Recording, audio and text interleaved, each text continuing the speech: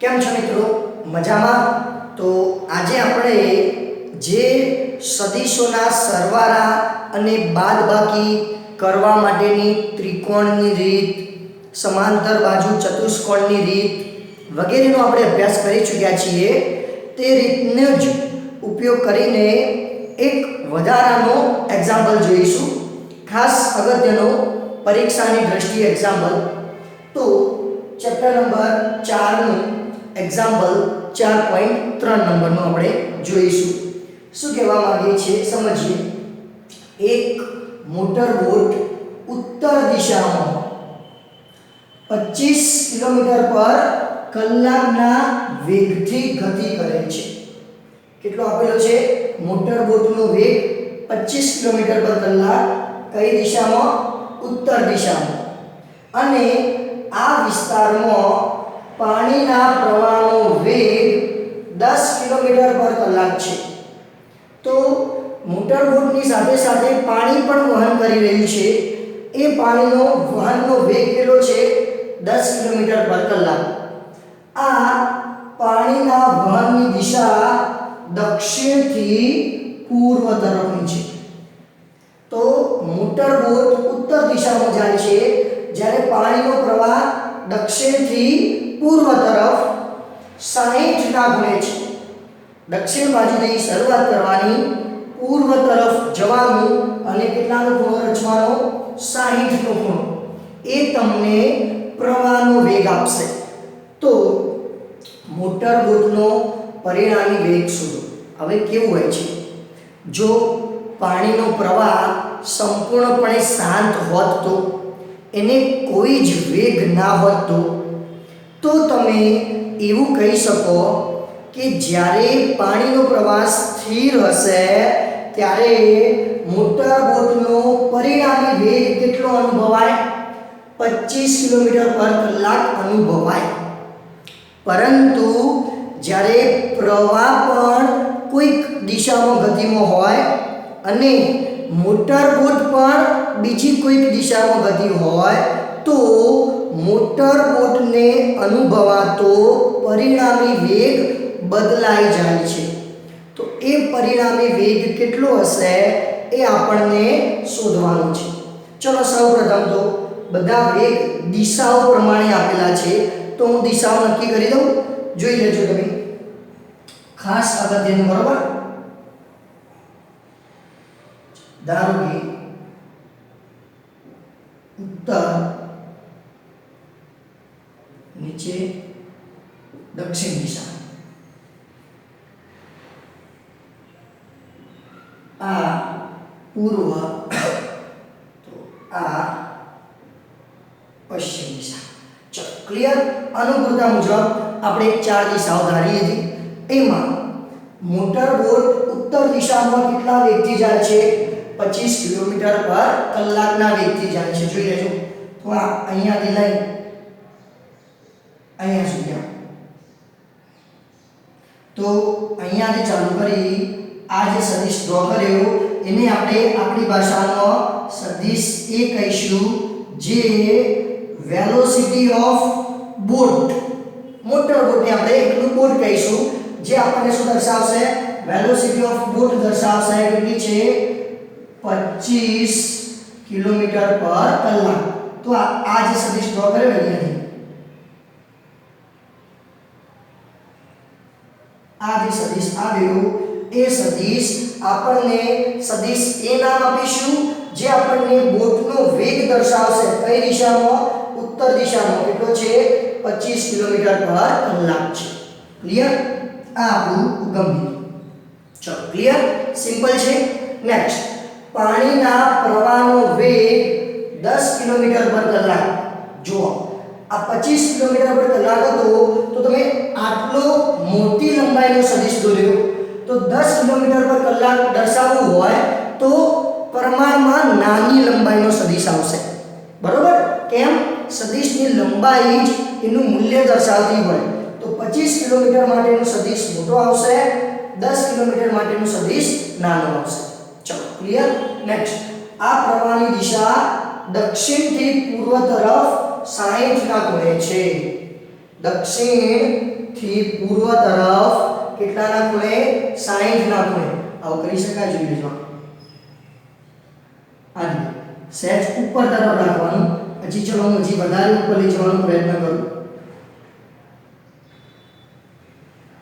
આ તો એ આ ખૂણો આપણને કેટલો આપી દીધેલો છે 60 ડિગ્રીનો કઈ કહેવાય દક્ષિણથી પૂર્વ તરફ કેટલાનો ખૂણો 60 નો ખૂણો તો આ જે મૂલ્યો એને આપણે સદિશ b નામ આપીએ અથવા એ જ આપણને વેલોસિટી કરી આપે પાણીના પ્રવાહનો વેગ એને આપણે વેલોસિટી ઓફ વોટર કહીશું તો વેલોસિટી ઓફ વોટર આપે એ કેટલો છે 10 કિલોમીટર પર કલાક તો આ જે સદિશ આવ્યો આની લંબાઈ વધારે હોવી જોઈએ આની નાની હોવી જોઈએ ચલો હજી પણ હું નાની કરવાનો પ્રયત્ન કરું કેમ નાની તમે સમજી શકો છો કે આ જે સદિશ છે એનું મૂલ્ય 10 છે આ જે છે એનું મૂલ્ય 25 છે તો આના કરતા નાની લંબાઈ થવી જોઈએ તો જે નીચે તરફ જાય છે એ આપણા માટે સદિશ b અથવા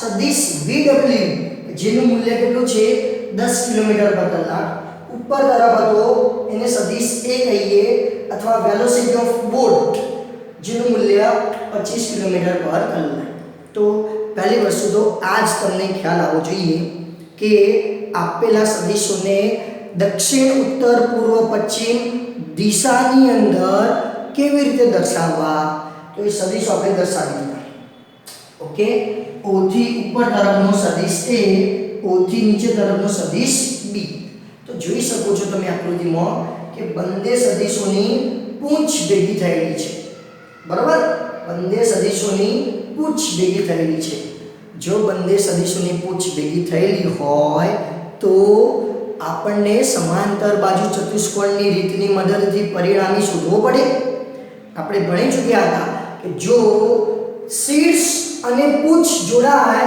તો તમે ત્રિકોણ અથવા આલેખની રીત વાપરી શકો પરંતુ બંનેની પૂંછ અથવા બંનેના શીર્ષ જોડાય તો તમારે કમ્પલસરી સમાંતર બાજુ ચતુષ્કોણ નો રીત વાપરવી પડે ક્લિયર ચલો હવે કરી શકીએ જોઈ લેજો સદિશ a સદિશ b સદિશ a ના માથા ઉપરથી સદિશ b ડ્રો કરી શકાય આ રીતે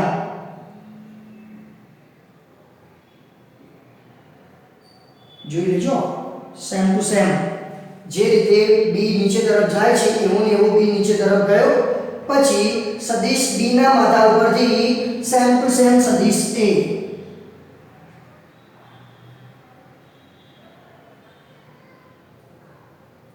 ક્લિયર સદિશ b ના માથા ઉપરથી સદિશ a તો સમાંતર બાજુ ચતુષ્કોણ બની ગયો તો તમે કહી શકો બંનેની પૂંછમાંથી જે સદિશ નીકળશે એ સદિશ આપણો શું બની જશે પરિણામી સદિશ બની જશે ક્લિયર ચલો હજી બીજી વસ્તુ કેવી રીતે કરી તો ખ્યાલ આવ્યો શું કર્યું સદિશ a હતો એના શીર્ષ પરથી સદિશ b ડ્રો કર્યો સદિશ b હતો એના શીર્ષ પરથી સદિશ a ડ્રો કર્યો બંનેની પૂંછમાંથી નીકળતો સદિશ દોર્યો તો એ આપણને પરિણામી આપે હજી મારે સદિશ a અને b વચ્ચેનો ખૂણો લાવવો હોય તો ચલો એ આટલો ખૂણો કેટલો બને 90 ડિગ્રી બને નીચેનો કેટલો હતો 60 તો એ આટલો ખૂણો કેટલો રચાવવાનો 30 ડિગ્રીનો રચાવવાનો તો એવું કહી શકાય કે a અને b વચ્ચેનો કુલ ખૂણો લાવવો હોય આ બે રેખા વચ્ચેનો કુલ ખૂણો તો ઉપરનો 90 અને નીચેનો 30 તો એ આખો ખૂણો a અને b વચ્ચેનો આખો ખૂણો કેટલો બની જશે 120 ડિગ્રીનો બની જશે ક્લિયર ચલો કમ્પ્લીટ તો સદિશ a અને સદિશ b વચ્ચેનો કુલ ખૂણો 120 ડિગ્રી હવે એક સદિશ a એનું મૂલ્ય તમે જાણો છો 25 સદિશ b એનું મૂલ્ય જાણો છો તમે 10 અને બંને વચ્ચેનો ખૂણો 120 ડિગ્રી તો સીધો જ પરિણામી સદિશ લાવવું હોય તો આવડી જાય સદિશ a અને સદિશ b નો પરિણામી સદિશ r કીધેલો છે શું કીધેલો છે r તો આપણે અગાઉના દાખલામાં અગાઉના એક્ઝામ્પલમાં બે સદિશોના સરવાળા કરવાથી પરિણામી સદિશનું મૂલ્ય શોધવાનું આપણે સમીકરણ લાવ્યા હતા. તો એ સમીકરણ સીધું વાપરું છું. તો પરિણામી સદિશ બરાબર પહેલા સદિશના મૂલ્યનો વર્ગ વત્તા બીજા સદિશના મૂલ્યનો વર્ગ વત્તા 2ab cos બંને સદિશો વચ્ચેનો ખૂણો કેટલો છે? બંને સદિશો વચ્ચેનો ખૂણો 120 ડિગ્રી. તો આ પરિણામી સદિશ શોધવાનું આપણે સમીકરણ લાવી ચૂક્યા હતા. ચલો બધી કિંમતો આપણે જાણીએ છીએ, મૂકતા જઈએ. a કેટલું છે? 25, b 10, 2 a 25 b 10 cos 120 ની કિંમત થાય છે -1/2. બરોબર, તમે લાવી શકો છો cos 120. તો જોઈ લો, આ રીતે લખી શકીએ. cos 120 ના લખવું હોય તો હું cos 90 + 30 લખી શકું. ક્લિયર? 90 એટલે શું લખી શકીએ આપણે? રેડિયનમાં લખવું હોય તો π/2. પાઈ ની કિંમત 180 થાય, એને 2 વડે ભાગો તો 90 આવી જાય. તો cos 120 લખવાની જગ્યાએ cos 90 + 30. ચલો cos 90 તો cos 90 આવે તો cos નું શું થઈ જાય? sin θ થઈ જાય. શું વધે? 30 ડિગ્રી વધે. તો cos 90 આવ્યો તો cos નું વિધેય બદલાઈ sin થઈ ગયું 30 ડિગ્રી એવા ને એવા. હવે ચરણ જોવું પડે. 90 + 30, 90 કરતા વધારે જાઓ તો બીજું ચરણ આવે. આ રીતે અહીંયા આગળ 0 ડિગ્રી, અહીંયા આગળ 90 ડિગ્રી, અહીંયા આગળ 180 ડિગ્રી, અહીંયા આગળ 270 ડિગ્રી. તો તમે 90 થી વધારે એટલે બીજું ચરણ આવે. બીજા ચરણની અંદર cos ની કિંમત ઋણ આવતી હોવાથી જ્યારે cos માંથી sin માં રૂપાંતરણ કરો ત્યારે sin પણ ઋણ સંખ્યા સાથે લખાય છે. શું કીધું? આ જે ખૂણો હતો એ બીજા ચરણમાં આવે. બીજા ચરણમાં જે વિધેય cos હતું, cos ઋણ મળે. જો cos ઋણ મળે તો એનું જ્યારે sin માં રૂપાંતરણ થાય તો sin પણ આપણને ઋણ મળે. તો sin 30 ની કિંમત કેટલી? 1/3. એ 1/3 પણ શું લખવાનું આવશે? માઈનસ લખવાનું આવશે. ચલો ઓકે, તો cos 120 ની કિંમત -1/3. ચલો તેથી શું થશે? 2 અહીંયા કટ થઈ જશે. ચલો =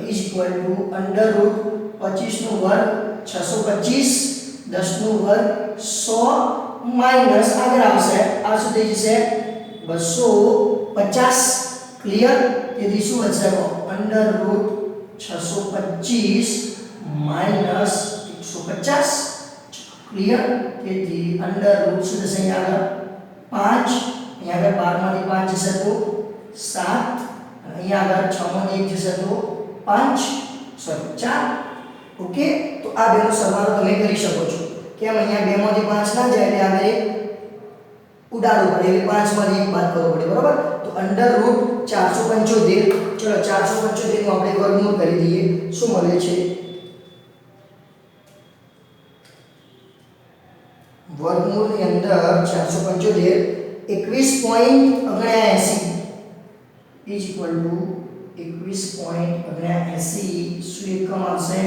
બધા સદિશોનું એકમ શું છે? જુઓ, આનો પણ કિલોમીટર/કલાક છે, આનો પણ કિલોમીટર/કલાક છે. તો જવાબ શું આવશે? પરિણામી સદિશનું પણ મૂલ્ય 21.79 કિલોમીટર/કલાક. ક્લિયર? તો આ રીતે તમે પરિણામી સદિશ એટલે કે પરિણામી વેગ શોધી શકો છો. ક્લિયર? હવે જો તમારે એની દિશા લાવવી હોય તો આવું કહી શકાય. જોઈ લેજો, આ જે r ખરો, આ ધારો કે ઉત્તર દિશા સાથે કેટલો ખૂણો બનાવે છે? ધારો કે phi જેટલો ખૂણો બનાવે છે. કેટલો ખૂણો? phi. હવે દિશા શોધીએ છીએ તો જોઈ શકો છો તમે, આ અહીંયા આગળ તમને n રચાય છે, ઊંધો એના અહીંયાથી નીચે આવો o થી r થી નીચે, તો એ આ એંગલ પણ કેટલો બને? phi બને. થઈ ગયું? આમ આમ અને આમ કેટલો એંગલ બન્યો? phi એંગલ રચો ને. ચલો હજી વિશેષ ખાસ સમજો, એ phi એટલે શું? પરિણામી સદિશે ઉત્તર દિશા સાથે બનાવેલો કોણ એ આપણે દિશા શોધવા માટે લાગીએ છીએ. હવે તમારો VW કઈ રીતે જાય છે જુઓ તો એ આ રીતે VW જાય છે.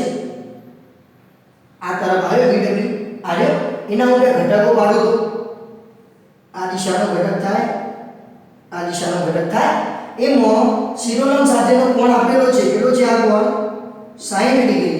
તો આ શું બનશે VW sin ડિગ્રી. આ શું બનશે VW cos ભૂલ કરી જેની સાથે ખૂણો રચાય એ આપણો cos ઘટક થાય. તો અહીંયા આગળ VW આની સાથે ખૂણો રચ્યો તો આ થશે VW cos sin. આ થશે VW sin. ક્લિયર? શું યાદ રાખવાનું જેની સાથે ખૂણો રચાય એ આપણો cos ઘટક બને. તો નીચે સાથે ખૂણો રચવાનો તો VW cos sin સમછેદી છે VW sin. તો આ જે ઘટકો તમે અલગ અલગ બનાવ્યા એ ઘટકો હું જો આ જ આકૃતિમાં દર્શાવું તો આવું થઈ જાય. જોઈને જો એ આ જમણી બાજુનો એ કયો ઘટક છે જમણી બાજુનો VW sin ઘટક. ચલો ક્લિયર? નીચે તરફનો આ આવ્યો એ નીચે તરફનો કયો છે VW cos sin ઘટક. VW cos sin ઘટક. ચલો ઓકે ખબર પડી શું કર્યું દિશાઓ લાવવા માટે. આ જે પરિણામી હતો એને ઉપર સાથેનો ખૂણો phi ધારી લીધો. જો ઉપર સાથેનો phi થાય તો આ ખૂણો પણ phi બને. તો બે ખૂણા phi દર્શાવી દીધા. પછી VW જે નીચે તરફ હતો એના બે ઘટકો કર્યા. નીચેનો ઘટક cos ઘટક સમક્ષિતિજ ઘટક sin ઘટક. એ ઘટકોને અહીંયા આગળ દર્શાવ્યા. તો આ જે જમણી તરફ જાય છે VW sin નીચે જાય છે VW cos sin. હવે આટલો ત્રિકોણ પકડવા O આનું નામ આપું x આનું નામ આપું y. OXY આ ખૂણો કેટલાનો બને 90 નો બને. ઉપરનો ખૂણો કેટલો આપેલો છે phi sin phi એપ્લાય કરો તો આવું થશે. જોઈ લેજો ત્રિકોણ OXY માટે sin phi બરાબર સામેની બાજુ ભાગ્યા કર્ણ. તેથી sin phi બરાબર સામેની બાજુ જો આ ખૂણો phi લો તો સામેની બાજુ કઈ થાય આ એની સામેની બાજુ થાય. શું બનશે VW sin બનશે. VW sin अपॉन કર્ણ. આ ખૂણો 90 નો હતો 90 નો હોય તો એની સામેની બાજુ કર્ણ બને. શું છે એની સામેની બાજુ આ. તો પરિણામી સદિશ તમે જે આ લગાતા એ શું બની જાય કર્ણ બની જાય. ક્લિયર? તો ખાસ જોજો આ પાઠ અગત્યનો છે. પહેલા તો VW ના ભાગ કર્યા એ VW ના ભાગ આકૃતિમાં દર્શાવ્યા. પછી આટલો ત્રિકોણ લીધો કેટલો ત્રિકોણ OXY એમાં sin phi એપ્લાય કર્યો. તેથી શું વધશે આવશે sin phi બરાબર VW કેટલો છે VW 10. ચલો નેક્સ્ટ sin ની કિંમત √3/2 अपॉन r કેટલો લાવે આપણે 21.79. ઓકે તેથી sin phi બરાબર 10 ગુણ્યા √3 1.73 अपॉन 2 ગુણ્યા 21.79. તો આ શું થઈ જશે 5 થઈ જશે. તેથી sin phi બરાબર 5 √3 अपॉन 21.79. चलो कैलकुलेटर ની મદદથી આપણે સાદું આપી દઈએ.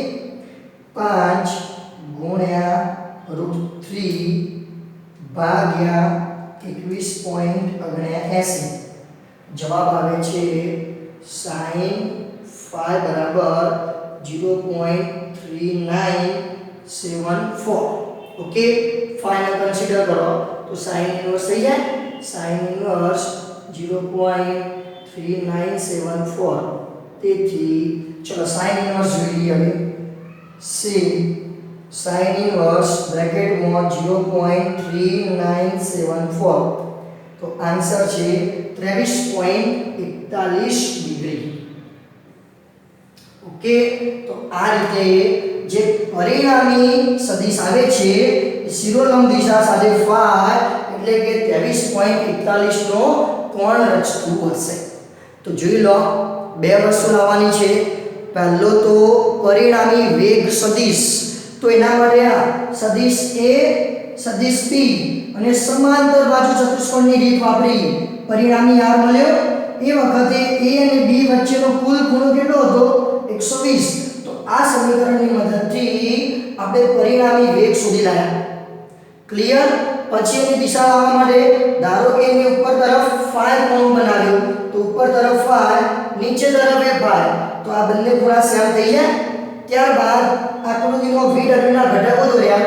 જમણી તરફનો VW sin sin, નીચેનો VW cos sin, અને આ ત્રિકોણ OXY એ ત્રિકોણમાં sin phi લગાવી દીધો અને સાદું રૂપ આપી દીધું. તો કેટલાનો ખૂણો બનશે? પરિણામી વેગ શિરોલંબ ઉત્તર દિશા સાથે અથવા બોટના વેગની દિશા સાથે 23.41 ડિગ્રીનો ખૂણો રચશે. તો ખાસ અગત્યનું એક્ઝામ્પલ છે, તમે બિલકુલ પણ મિસ્ટેક ના થાય એ રીતે સમજી વિચારીને તૈયાર કરી શકો છો. ક્લિયર? Okay, thank you.